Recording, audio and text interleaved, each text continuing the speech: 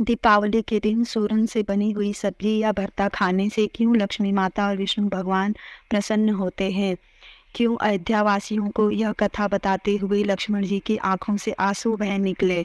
दोस्तों, आइए जानते हैं इस कथा के बारे में।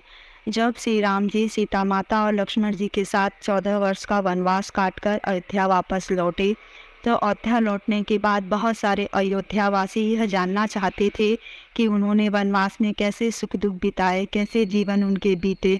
सबके मन में बड़ी जिज्ञासा थी इन चीज़ों के बारे में जानने की। तब एक दिन लक्ष्मण जी ने उन्हें यह कथा बताई और इस कथा को बताते समय लक्ष्मण जी की आंखों में आंसू आ गए। दोस्तों, जब श्री राम जी सीता माता और लक्ष्मण जी के साथ वनवास काट रहे थे, उस वनवास के दौरान एक समय वर्षा ऋतु थी। जब वर्षा ऋतु में लक्ष्मण जी जंगल में कंदमूल ढूंढने के लिए निकले, तो उस दिन दैववश उन्हें कोई कंदमूल नहीं नसीब हुआ और वह बहुत चिंतित हो गए। सुबह से लेकर दोपहर हो चुकी थी और वह सोचने लगे कि क्या आज मेरे श्री राम और सीता माता को भोजन नसीब नहीं होगा? क्या आज उन्हें भूखा ही सोना पड़ेगा?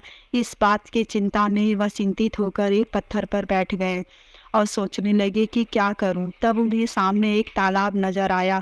उन्होंने सोचा कि कुछ हरी हरी घास दिखाई दे रही है, शायद उसके अंदर सिंघाड़े मिल जाए। यह सोचकर वह उस तालाब में उतर गए। जब वह तालाब के मध्य पहुंचे तो उन्होंने देखा कि सिंघाड़े में तो फल आए ही नहीं है, सिर्फ पत्तियां ही हैं। वह और भी निराश हो गए और वहां उनके आंसू बह निकले। यह देख करके श्री राम जी और सीता माता को कुटिया में बड़ी तकलीफ हुई। सीता माता ने कहा कि आज मेरे देवर को आंखों में आंसू आ गए, मुझे उनकी यह दुख तकलीफ देखी नहीं जा रही। श्री राम जी ने कहा कि तुम्हारा पुत्र है, अगर तुमसे उनका दुख देखा नहीं जा रहा तो तुम उसके लिए कुछ कर दो। तब सीता माता ने कहा, अच्छा, जब आपकी ऐसी ही इच्छा है तो यही सही। तब सीता माता और श्री राम जी के आशीर्वाद से जब लक्ष्मण जी लौट रहे थे तो तालाब के किनारे जो कीचड़ बना हुआ था, वहां उनका पैर किसी चीज से टकरा गया। लक्ष्मण जी ने सोचा कि यह पत्थर है, आते जाते कोई भी मुसाफिर अगर तालाब में किसी कारणवश उतरा तो उसे इसी तरह यह पत्थर लग जाएगा। उन्होंने सोचा यह पत्थर उठा करके मैं बाहर रख देता हूँ, और वह पत्थर उखाड़ने लगे। जब उन्होंने उखाड़ के हाथ में देखा तो वो पत्थर नहीं, सूरन था। उस सूरन को देख करके लक्ष्मण जी मन ही मन बहुत मुस्काए, उन्हें बहुत प्रसन्नता हुई। उन्होंने सोचा कि आज हमारे भोजन का जुगाड़ हो गया, आज श्री राम जी और सीता माता को भूखा नहीं सोना पड़ेगा। उन्होंने उसे धो पोंछ करके कुटिया में लेकर आ गए। जब वह लौटे तो सीता माता देखकर बहुत प्रसन्न हुई और श्री राम जी मन ही मन मुस्काए। उन्होंने सोचा कि चलो आज मेरे देवर की कुछ तो चिंता दूर हुई, और उन्होंने उस सूरन को पानी में उबाल करके उसका भरता बनाया और उस दिन उन्होंने यह खाया। जब यह कथा लक्ष्मण जी ने अयोध्या वासियों को बताई तो अयोध्या वासी इस कथा को सुनकर रो पड़े।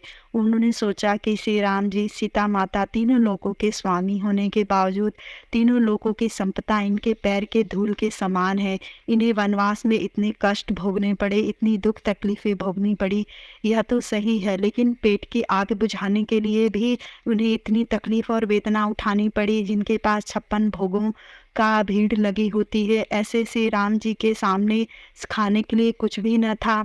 उस दिन से उन्होंने प्रण लिया कि हर आने वाली दीपावली के पूजन के दिन वह लक्ष्मी माता और विष्णु भगवान को प्रसन्न करने के लिए सूरन से बनी हुई सब्जी या भरता खाकर उनकी पूजा करेंगे। तब से यह प्रथा चली आ रही है। और दीपावली के दिन उत्तर भारत में तो बहुत जगह लोग दीपावली के दिन सूरन की सब्जी या भरता बनाकर खा के लक्ष्मी माता और विष्णु भगवान को प्रसन्न करते हैं। माना जाता है कि सूरन में लक्ष्मी माता का वास होता है और सूरन खाने से घर में सुख संपत्ति और धन संपदा आती है। इसीलिए भी बहुत सारे लोग दीपावली के दिन सूरन बनाकर खाते हैं। तो दोस्तों, यह है दीपावली के दिन सूरन खाने की कथा। यदि आपको यह कथा पसंद आए तो मेरे चैनल को लाइक और सब्सक्राइब करें। ओम नमः शिवाय। राधे राधे। जय श्री राम। जय लक्ष्मी माता।